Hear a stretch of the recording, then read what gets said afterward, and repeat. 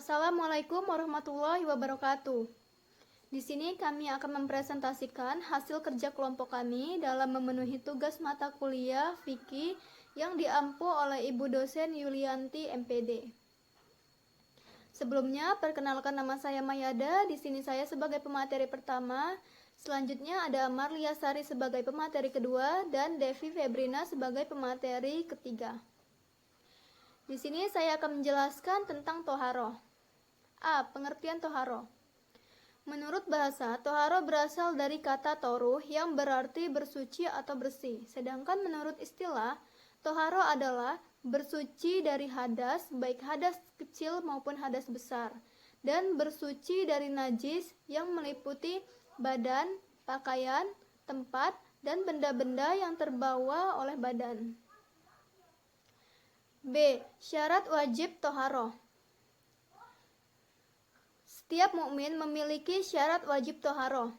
Ada hal-hal yang harus diperhatikan sebagai syarat sahnya bertoharoh, yaitu seperti Islam, balik, berakal, masuk waktu atau untuk mendirikan sholat fardu, tidak lupa, tidak dipaksa, berhenti darah haid atau nifas, dan ada air atau debu tanah yang suci. Selanjutnya C. Sarana melakukan toharoh. Macam-macam dan pembagian air. Yang pertama, air yang suci dan menyucikan. Air demikian boleh diminum dan sah dipakai untuk menyucikan benda yang lain, yaitu air yang jatuh dari langit dan terbit dari bumi dan masih belum berubah keadaannya, seperti air hujan, air laut, air sumur, air embun, dan air yang keluar dari mata air. Perubahan air yang tidak menghilangkan keadaannya atau sifat suci menyucikannya, baik pada perubahan salah satu sifatnya adalah yaitu berubah dengan sebab tempatnya, seperti air yang tergenang atau mengalir di batu belerang. Selanjutnya berubah karena lama terletak, seperti air kolam. Selanjutnya berubah karena sesuatu terjadi padanya, seperti berubah dengan sebab ikan atau kiambang.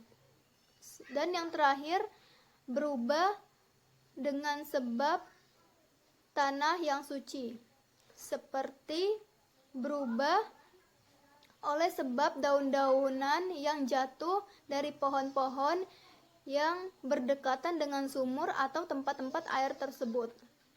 Yang kedua, air suci tetapi tidak menyucikan. Artinya zatnya suci tetapi tidak sah jika dipakai untuk menyucikan sesuatu. Ada 3 macam air pada bagian ini. A. Air yang telah berubah salah satu sifatnya. B. Air yang sedikit atau kurang dari 2 kula. Dan C. Air pohon-pohonan atau air buah-buahan. Yang ketiga, air yang bernajis. Ada 2 macam air pada bagian ini. A. Air yang sudah berubah salah satu sifatnya dengan najis. Air ini tidak boleh dipakai lagi, baik airnya sedikit ataupun banyak. B. Air yang bernajis tetapi tidak berubah salah satu sifatnya. Jika air ini sedikit, maka air ini tidak boleh dipakai lagi, karena hukumnya sama seperti najis. Dan jika air ini banyak atau berarti 2 kula, maka air ini boleh dipakai untuk menyucikan.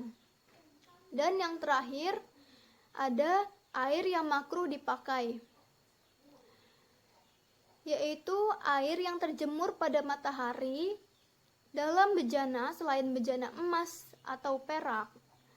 Air ini makruh dipakai untuk badan, tidak untuk pakaian, terkecuali air yang terjemur di tanah seperti air sawah, air kolam, dan tempat-tempat yang bukan bejana yang memungkinkan berkarat. Baiklah, selanjutnya akan dilanjutkan oleh Marlia Sari. Baiklah, di sini saya Marlia Sari akan melanjutkan presentasi dari Saudari Mayada. Pada kesempatan kali ini, saya akan menjelaskan tentang jenis-jenis toharoh. Yang pertama itu adalah wudhu. Jadi wudhu itu berarti bersih. Wudhu bertujuan untuk membersihkan seseorang dari hadas kecil sesuai dengan syarat dan rukunnya. Adapun syarat sahnya wudhu itu, yang pertama beragama Islam, sudah mumayyiz, tidak berhadas besar, memakai air suci yang mensucikan, dan tidak ada sesuatu yang menghalangi agar air itu masuk ke anggota wudhu, seperti halnya terdapat getah ataupun cat. Kemudian ada rukun wudhu. Rukun wudhu itu juga dibagi menjadi ke dalam 6 bentuk. Yang pertama itu adalah niat, yang kedua itu membasuh seluruh muka, yang ketiga membasuh tangan hingga ke pergelangan tangan, yang keempat mengusap dan menyapu sebagian kepala, selanjutnya itu membasuh kedua kaki hingga ke mata kaki, dan yang terakhir itu adalah tertib. Maksud tertib di sini adalah berurutan dari awal hingga akhir. Baiklah, yang selanjutnya itu ada sunah-sunah dalam berwudu. Nah, yang pertama itu adalah mengucapkan 2 kalimat syahadat. Yang kedua itu membaca ta'awudz dan bismillah. Yang ketiga itu berkumur-kumur bagi yang tidak berpuasa. Kemudian membasuh dan membersihkan lubang hidung, mengusap seluruh kepala, membasuh sela-sela jari, mendahulukan bagian yang kanan, baru yang kiri. Kemudian membasuh anggota wudhu itu sebanyak 3 kali. Kemudian mengusap kedua telinga sampai ke dalam. Yang terakhir itu membaca doa sesudah wudhu. Nah, adapun hal-hal yang membatalkan wudhu itu yang pertama keluarnya sesuatu dari dalam kubul maupun dubur. Yang kedua, bersentuhan antara laki-laki dengan perempuan. Yang ketiga, menyentuh dubul atau kubur tanpa adanya perantara. Kemudian yang keempat itu tidur nyenyak. Yang terakhir adalah hilang akal. Baiklah, selanjutnya itu adalah mandi besar. Mandi besar artinya menyiramkan air ke seluruh tubuh. Mandi besar juga sudah diisyaratkan berdasarkan firman Allah Subhanahu wa taala dalam Quran surat Al-Maidah ayat 6 yang artinya, dan jika kalian junub maka bersucilah. Nah, adapun hal-hal yang mewajibkan seseorang itu harus mandi wajib atau mandi besar adalah seperti berhubungan suami istri, haid, nifas, dan ketika seseorang itu baru masuk Islam. Nah, adapun fardu atau rukun dalam mandi wajib, yang pertama itu adalah niat. Hendaknya seseorang itu meniatkan atas dasar apa dia junub. Contohnya itu seperti ketika seseorang perempuan haid, maka ketika mandi wajib, seseorang harus meniatkan dirinya untuk menghilangkan junub karena haid. Nah, yang kedua itu adalah membasuh air ke seluruh tubuh. Adapun sunah-sunah dalam melaksanakan mandi wajib itu seperti membaca bismillah, membasuh kedua tangan, dimulai dari yang kanan baru yang kiri, membasuh kemaluan, kemudian berwudu sebelum mandi, menyiram kepala, dan menyela-nyela agar air itu meresap ke kulit kepala, kemudian menyiram seluruh tubuh dimulai dari yang kanan baru yang kiri secara berturut-turut. Nah, adapun tata cara dalam menjalankan mandi wajib itu, yang pertama itu adalah niat, yang kedua membasuh tangan 3 kali, yang ketiga membasuh kemaluan atau badan yang terkena junub, berwudu dengan sempurna, membasuh seluruh tubuh dimulai dari bagian yang kanan. Apabila wanita dalam keadaan haid, maka hendaklah dia itu menggerai rambutnya agar seluruh air itu dapat meresap ke kulit kepalanya. Yang selanjutnya itu adalah tayamum. Menurut bahasa, tayamum itu bermakna bertujuan. Secara terminologi Islam, yang dimaksud dengan tayamum itu berarti mengusap tanah ke wajah dan kedua tangan dengan niat untuk melakukan ibadah atau sebagainya. Nah, adapun syarat-syarat dari tayamum itu adalah sudah masuk waktu sembahyang, sudah diusahakan untuk mencari air akan tetapi tidak dapat. Nah, dengan tanah suci atau debu yang dipergunakan untuk tayamum seperti tanah, pasir, batu, dan sejenisnya. Nah, adapun fardu atau rukun dari tayamum, yang pertama itu ada niat. Yang kedua itu adalah membaca bismillah. Yang selanjutnya itu adalah menempelkan kedua tangan ke syait yang suci. Kemudian yang terakhir itu mengusapkan dua tangan ke wajah dan kedua tangan sampai ke pergelangan tangan. Adapun hal-hal yang dapat membatalkan tayamum itu sama seperti dengan hal-hal yang membatalkan wudhu. Seperti halnya bersentuhan dengan lawan jenis, keluarnya sesuatu dari dalam kubul ataupun dubur. Dan jika seseorang bertayamum karena tidak menemukan air, maka secara otomatis tayamumnya itu akan batal. Akan tetapi, jika seseorang bertayamum karena tidak boleh menggunakan air, maka tayamumnya akan batal ketika seseorang itu sudah mendapatkan air. Dan ketika seseorang itu bertayamum, kemudian sholat, dan setelah selesai sholat, seseorang itu menemukan air, maka seseorang itu tidak wajib mengganti sholatnya meskipun waktu sholat itu masih. Selanjutnya itu adalah istinja. Istinja secara bahasa berarti menghilangkan kotoran, sedangkan secara istilah artinya itu menghilangkan najis dengan air atau menguranginya dengan semacam batu, atau menghilangkan najis yang keluar dari kubul ataupun dubur. Sedangkan istijmar adalah menghilangkan sisa buang air dengan menggunakan batu atau benda-benda semisalnya. Adapun syarat-syarat yang berkaitan dengan benda yang dipakai saat beristijma itu adalah benda-benda yang dipakai adalah benda padat dan kering. Contohnya itu seperti batu dan tisu. Kemudian benda yang digunakan adalah benda yang suci, bukan yang terkena najis seperti kotoran hewan atau benda-benda yang terkena najis. Selanjutnya itu adalah benda tersebut bisa menghilangkan kotoran yang keluar. Maka dari itu tidak boleh atau tidak sah ketika beristinja dengan menggunakan benda yang halus seperti debu yang terlalu lembut atau pohon bambu yang halus. Kemudian yang terakhir adalah benda tersebut tidak dimuliakan. Maksudnya di sini seperti kertas-kertas yang bertuliskan lafal Allah ataupun firman-firman Allah. Nah, adapun alat yang digunakan saat istinja itu adalah boleh seperti menggunakan air mutlak. Cara inilah yang pokok dalam bersuci dari najis.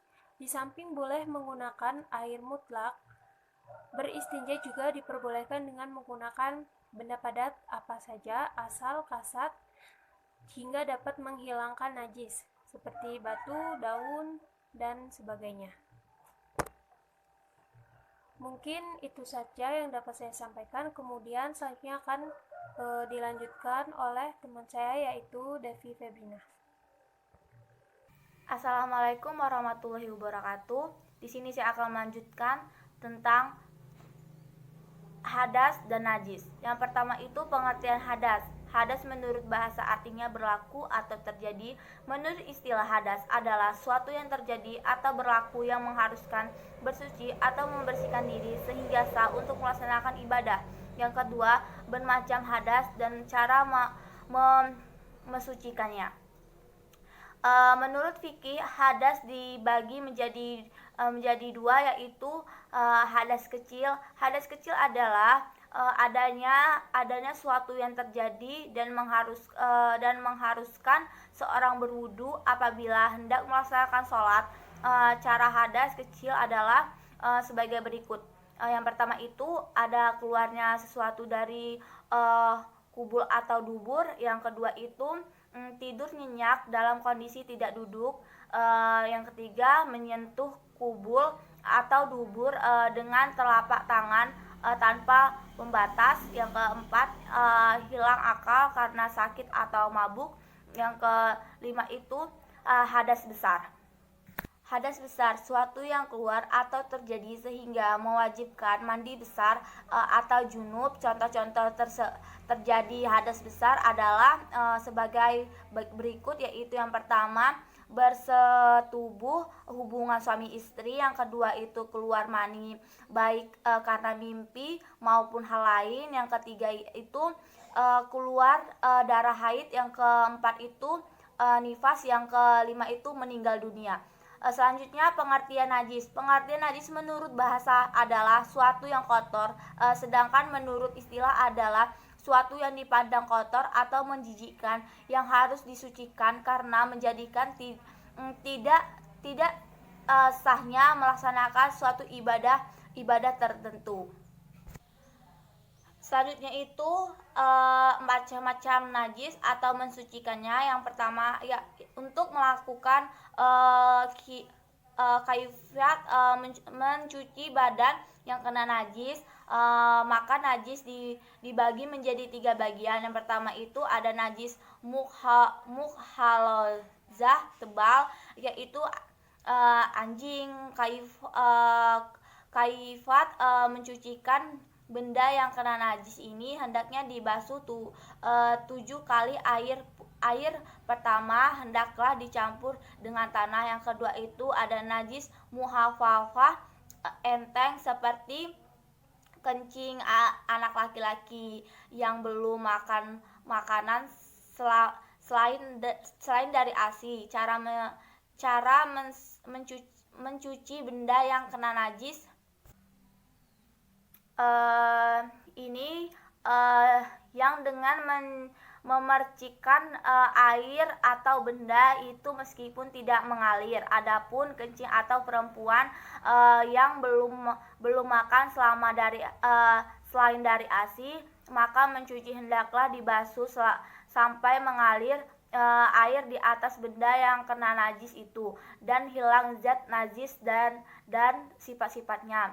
Yang ketiga itu najis mutawasitah pertengahan, yaitu najis ini dibagi menjadi 2. Yang pertama itu najis hukmiyah, yaitu yang kita yakini adalah tetapi tidak nyata zatnya, baunya, rasanya dan warnanya, seperti kencing yang sudah lama kering sehingga sifat-sifatnya telah hilang. Cara mencuci najis ini cukup dengan mengalir air di atas benda yang kena najis itu. Kedua itu najis ainah, yaitu yang masih ada zat, warna, rasa dan baunya, terkecuali warna atau bau yang sangat sukar menghilangkannya. Sifat ini dimaafkan.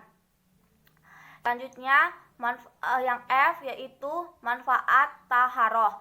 Yang pertama itu ada untuk membersihkan benda, pakaian dan tempat dari hadas dan najis ketika hendak melaksanakan suatu ibadah. Yang kedua, dengan bersih badan dari pakaian, seorang tampak cerah dan enak dilihat oleh orang lain karena Allah Subhanahu wa taala juga mencintai kesucian dan kebersihan. Yang keempat itu menunjukkan seseorang memiliki iman yang bercermin dalam kehidupan sehari-harinya karena kebersihan adalah sebagian dari iman. Yang keempat itu seorang yang selalu menjaga kebersihan baik dirinya, rumahnya maupun lingkungannya, maka ia menunjukkan cara hidup sehat dan disiplin. Baik, sekian itu aja yang bisa saya dapat sampaikan. Apabila ada kata-kata yang salah saya mohon maaf. Saya akhiri, wabillahi taufiq wal hidayah. Wassalamualaikum warahmatullahi wabarakatuh.